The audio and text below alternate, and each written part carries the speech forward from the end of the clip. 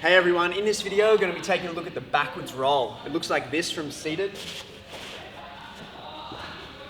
and from a standing position. Alright, let's break it down.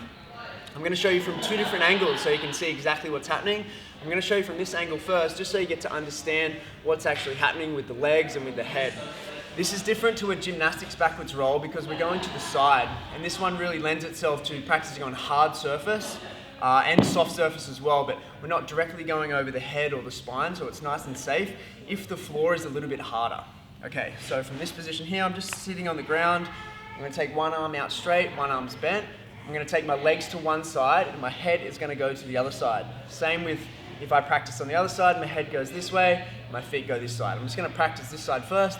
Arms out straight to the side that my legs are going to. I'm just going to roll to my knees to this position here. This is the easiest version. So just get this one down first.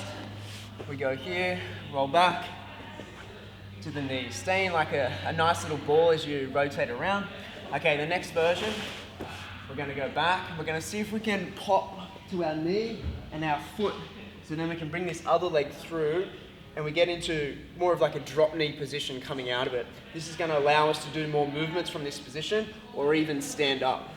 So again, go down, place, and you can see that it's much more efficient to get up rather than going to the knees. It's kind of hard to stand from this position.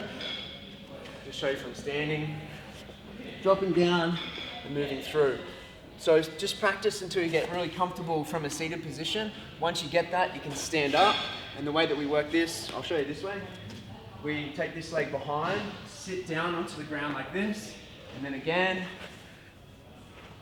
we start the roll. So standing position, drop down, kick, and then we can stand up nice and efficient. So that's the backwards roll. Remember that you can do both sides. Remember that the head goes this way, the legs go the other way. Same on the other side, head goes this way, feet go here.